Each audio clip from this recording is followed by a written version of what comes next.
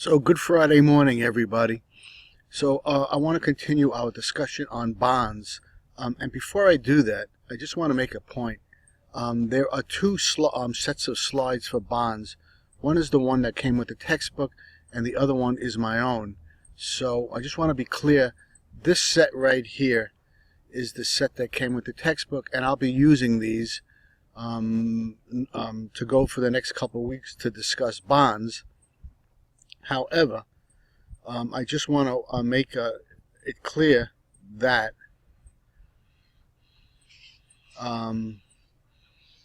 in the Blackboard, under Documents, if I click on Documents here, there is a folder down here called Bonds, and I will scroll down to it right here, and you could see it right here. This is called Bonds, and if I go inside there, there is a PowerPoint right up here called Bond Calculations, which is I created this, and there's a lot of stuff in here that is not in your textbook or is not part of the other PowerPoint presentation. Typically Macaulay and modified duration, which I will be covering in class. So when we do get back, I will go over this presentation separately. There's a lot of duplication you'll see in it, but if you go toward the back of it, you'll see stuff on duration and convexity. Be that as it may, I just want to continue with the slides that came with the book, and you'll notice here, after zero coupon bonds, which we currently discussed, there's something called regular coupon bonds, and basically these do give you a coupon, and they on a periodic basis, typically every 6 months. And again, they will pay the face or par value at maturity when the bond matures. And in between those, you'll get regular coupon payments, typically, as I previously said, every 6 months. Now, treasuries have bonds, and if they're 1 to 10 year bonds, they're called notes, and typically the 30-year bond is called a treasury bond. But of course, there are corporate bonds too, and corporate bonds are are quite large and come with different credit ratings depending on how good the company's credit is, whether it's AAA or junk, right? And if the rating is typically, let's say, junk level, you'll have to get a higher return because of the extra risk you're taking.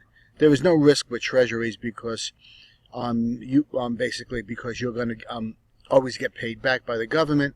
They won't default, and you'll get the lowest return on these. And this is usually the risk-free interest rate, it's called.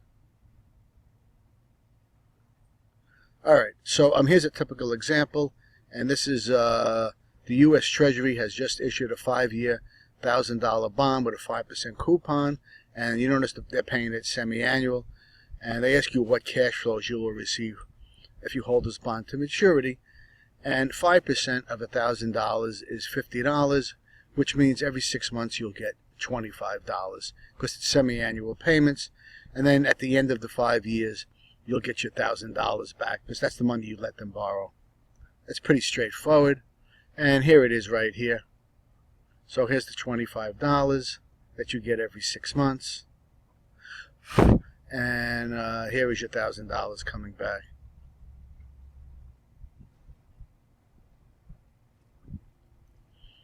Okay, so now here's a corporate bond, and this is basically Procter & Gamble just issues a 10-year $1,000 bond, which is par value, as I said, with a 4% coupon interest rate and semi-annual payments. And again, what cash flows will you receive? 4% of $1,000 is $40, and you divide that by 2 because it's semi-annual. You'll get $20 every 6 months. And then you get your $1,000 back at the end of the year. Alright, so the yield to maturity is the rate that's going to equate the present value of the current price of the bond to its current price. So basically the yield to maturity is here, and it's pretty difficult to solve this equation for that. Here's the present value of the bond, and as I said, we're going to use the present value function in Excel. You don't have to know this equation at all, because we'll use the present value function in Excel to get the price of the bond, and we will use the rate function in Excel to get the yield to maturity. So once again, you have nothing to worry about with regard to equations. Alright, so computing the yield to maturity of a coupon bond.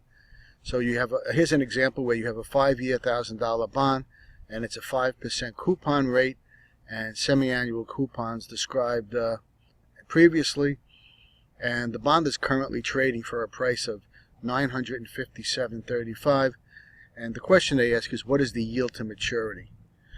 Now I want to make a point. The yield to maturity differs from the coupon rate. This is the rate you were guaranteed in the contract when you bought the bond, and this will never change. You will get $25 every 6 months. However, because the price of the bond has gone down, interest rates in the market have gone up, which doesn't affect this interest rate. Okay, so interest rates have gone up. So there's one thing you have to know about bonds that are extremely important. As interest rates go up, the price of a bond goes down, and as interest rates go down, the price of a bond goes up. Okay, so it comes down to the fact that you have something with less value here, so you're going to have to pay it at a discount to get rid of it. And you'll see how the price of the bond has gone up past the 5% coupon rate. And we'll go over here and we'll look at that. Here's the equation, right? Here's the equation, and you don't have to plug into that.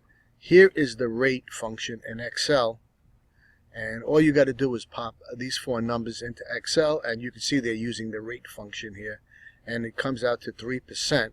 Now, I previously said that it's going to be higher than 5% coupon rate, okay, and now you see 3%, and you have to be asking, well, why is that? Well, this is a 6-month rate. This is 6 months, so you have to, if you read down here, you have to multiply that by 2 to get the annual 6% APR for that bond. Okay, so you'd see it does go up to 6%, which is higher than the 5% because the price of the bond has gone down. Okay, so the fact that the price of the bond has gone down, which means interest rates on comparable bonds in the market are going to pay higher, so you got to lower your price to get rid of your bond. So if you have any questions, once again, that's basically how you use Excel, and you don't have to bother with any of this. Okay, here's another problem. Again, similar problem. What is the bond's yield to maturity? And notice the price of the bond now has gone up past the par, 1,080. So now you own something with value. So you originally got this at a 9% coupon rate, which means you're getting $45 every 6 months. However, since the price of your bond has gone up, that implies market interest rates have gone down.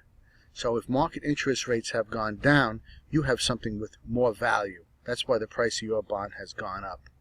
So we go over to the next slide, and okay, I guess they don't show it here.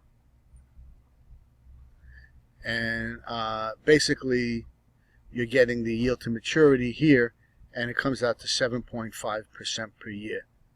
So if you plug 7 into the number of periods times 2 in Excel, notice you have to do it 14 6-month periods, okay?